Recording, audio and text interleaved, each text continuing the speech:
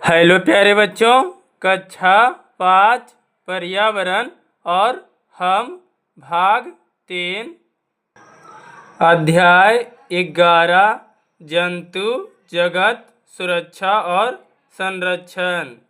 एक कहानी। सिद्धार्थ बगीचे में रंग बिरंगे फूलों और पक्षियों को देखकर खुश हो रहा था। अचानक एक हंस उसके सामने आ गिरा। उसे एक तीर लगा था और उसके शरीर से खून बह रहा था।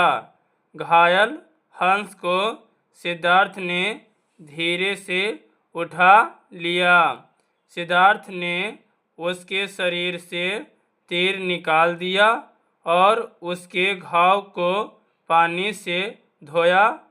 उसने अपने कपड़े को फाड़कर हंस के घाव पर मरहम पट्टी की।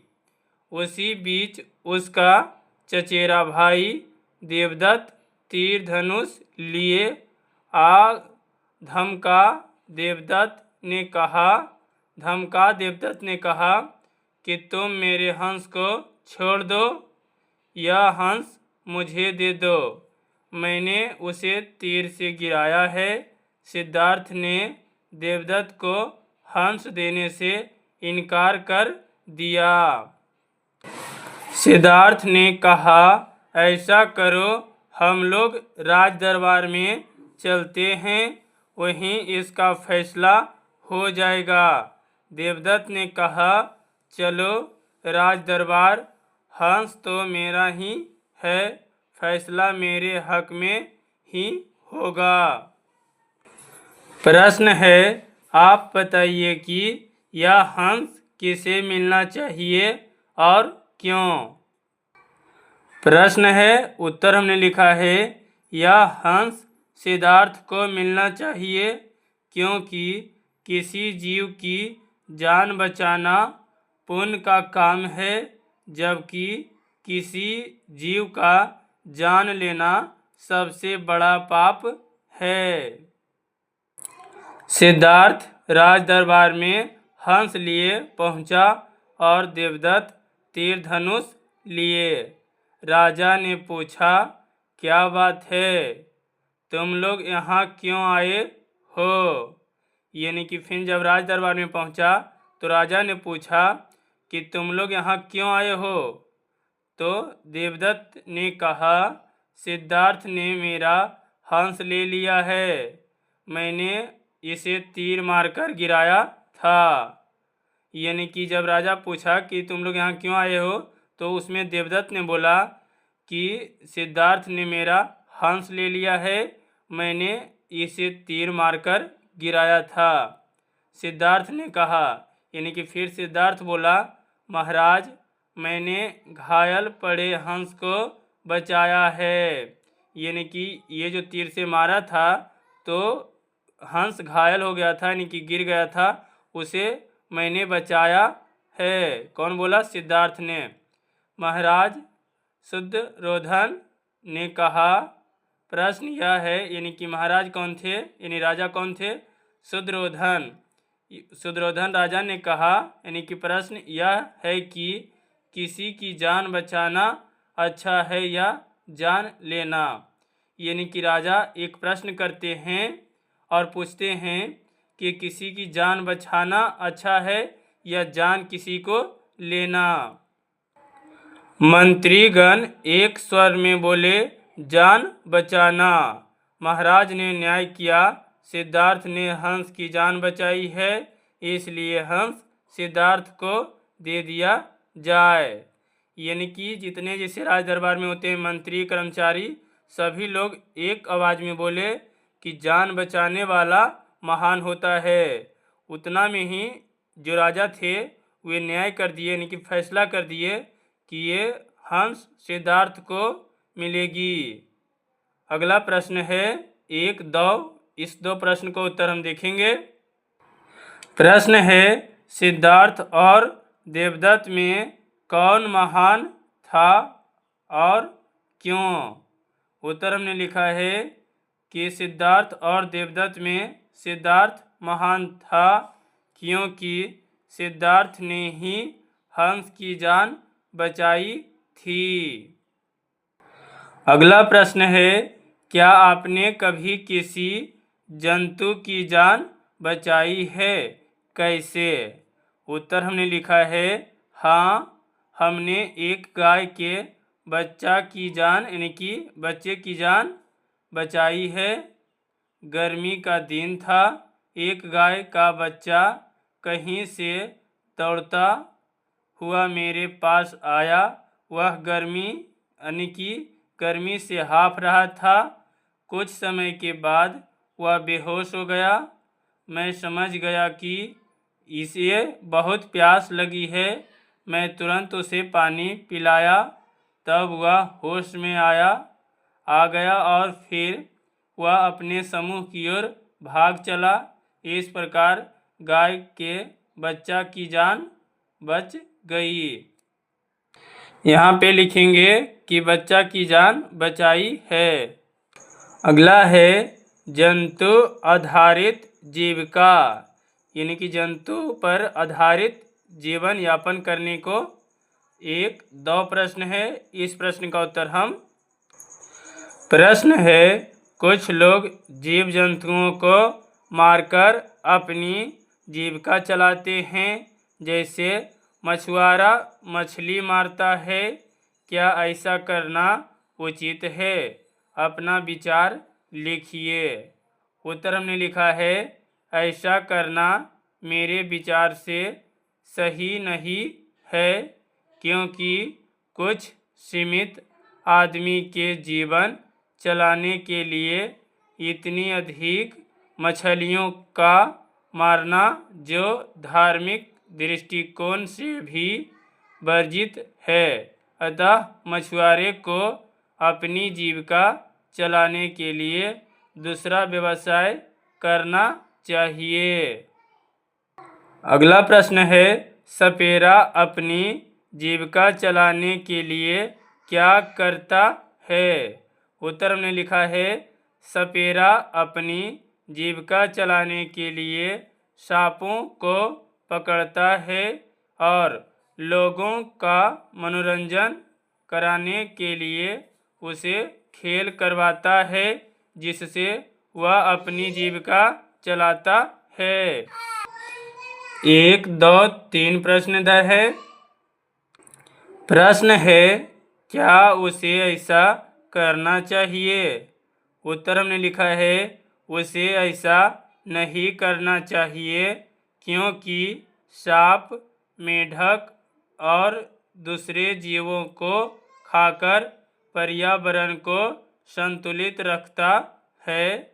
इसलिए सपेरा को अपनी जीविका चलाने के लिए कोई दूसरा व्यवसाय यानी कि रोजगार करना चाहिए।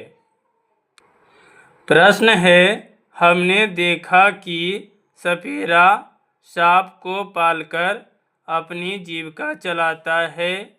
क्या आप भी किसी पशु या पक्षी को पालते हैं? उसका रख रखाव कैसे करते हैं? उत्तर हमने लिखा है, पशु पक्षी का रख रखाव हम अपने जैसे करते हैं। उसको रहने के लिए उचित स्थान, समय पर भोजन पानी इत्यादि देते हैं और आवश्यकता के अन्य चीज़ों को भी समय अनुसार उपलब्ध कराते हैं। अगला प्रश्न है, जिन जंतुओं को पाला जाता है उनकी सूची बनाइए। उत्तर, पालतू जंतुओं की सूची निम्नलिखित है। कुत्ता, बिल्ली, हिरन, खरगोश, गाय, बैल, भैंस, भेड़, बकरी, सूअर, गधा, घोड़ा इत्यादि। अगला प्रश्न है, जंतुओं को क्यों पाला जाता है? अपने साथियों से चर्चा करके तालिका में जानकारी भरिए। जंतु का नाम पालने का कारण। तो जंतु का हमने नाम लिखा है गाय भैंस, पालने का कारण है दूध के लिए। घोड़ा, घोड़ा पालने का कारण है सवारी करने के लिए। बकरी, सूअर, भेड़ पालने का कारण है मांस और ऊन के लिए। कुत्ता, बिल्ली रखवाली के लिए। गधा, भार ढोने के लिए। बैल, खेत जोतने के लिए। बबली ने पाला तोता। बबली ने एक तोता पाला है। उसने उसका नाम सुगनी रखा। वह उसे एक सुंदर पिंजरे में रखती है। वह उसे प्रतिदिन खाने के लिए दाना पानी देती है। सुगनी बबली की बातों को दोहराकर सबका मन बहलाती है। बबली को यह सब अच्छा लगता है। बबली जब स्कूल से पढ़कर आती है तो सुगनी शोर मचाने लगती है। बबली आ गई, बबली आ गई। अचानक एक दिन सुगनी बीमार पड़ी। खाना बंद, शोर मचाना बंद, बिल्कुल सुस्त पड़ी रहती। बबली उसे जानवरों के डॉक्टर के पास ले गई। डॉक्टर ने दवा दी पर साथ ही कहा कि सुगनी को पिंजरे से निकालकर खुले आसमान में छोड़ देना चाहिए। प्रश्न है 1, 2, 3। ये प्रश्न का उत्तर हम। प्रश्न है डॉक्टर ने सुगनी को आज़ाद करने के लिए क्यों कहा होगा? उत्तर, पिंजरे में बंद पड़े रहने के कारण सुगनी का जीवन कुंठित हो गया था और वह बीमार पड़ गई थी। इसलिए डॉक्टर ने सुगनी को आज़ाद करने के लिए कहा। अगला प्रश्न है, क्या आपको ऐसा लगता है कि सुगनी को पिंजरे से आज़ाद कर देना चाहिए? क्यों? उत्तर, हाँ, हमें ऐसा लगता है कि सुगनी को पिंजरे से आज़ाद कर देना चाहिए क्योंकि सुगनी एक पक्षी है जो स्वतंत्रतापूर्वक आसमान में उड़ने वाली जीव है और पिंजरे में बंद पड़े रहने से वह सुगनी का जीवन कुंठित हो जाता है और बीमार पड़ जाती है। हम अपनी ज़रूरतों के लिए जंतुओं को पालते हैं। ऐसे जानवरों की हम देखभाल भी करते हैं। मगर पालतू जानवरों के अलावा भी कई जीव जंतु हैं। ऐसे जीव जंतुओं की हमारे लिए क्या उपयोगिता है, आइए विचार करें। हिरण पौधा खाता है और बाघ हिरण को, बाघ खत्म हो गए तो हिरणों की संख्या बढ़ जाएगी और पौधे की, यानी कि अगर हिरण क्या करता है, हिरण पौधे को खाता है और बाघ हिरण को खाता है, यानी कि अगर बाघ खत्म हो गया तो हिरण की संख्या बहुत अधिक मात्रा में बढ़ जाएगी और हिरण क्या करेगा, पेड़ को अधिक मात्रा में खा जाएगी। तो ये हमने लिखा है कि बढ़ जाएगी और पौधे की संख्या बहुत कम हो जाएगी जिससे पर्यावरण पर बहुत हानिकारक प्रभाव पड़ेगा। अगला प्रश्न है, अब आप बताइए 1, 2। प्रश्न 3, आपके पालतू जानवर जब बीमार पड़ते हैं तब आप क्या करते हैं? ये प्रश्न छूट गया था, इस प्रश्न का उत्तर हम। प्रश्न है, आपके पालतू जानवर जब बीमार पड़ते हैं तब आप क्या करते हो? उत्तर हमने लिखा है, जब मेरे पालतू जानवर बीमार पड़ते हैं तो मैं उसे पशु चिकित्सक यानी पशु डॉक्टर के पास ले जाकर उसका इलाज करवाते हैं। अब आप बताइए प्रश्न जानवरों की सुरक्षा क्यों करनी चाहिए? उत्तर, जंगल में तरह तरह के जीव जंतु पाए जाते हैं जो भोजन, आवास इत्यादि के लिए एक दूसरे पर निर्भर करते हैं। साथ ही साथ हम भी अपनी आवश्यकताओं की पूर्ति के लिए उन्हीं पर निर्भर हैं, इसलिए हमें जानवरों की सुरक्षा करनी चाहिए।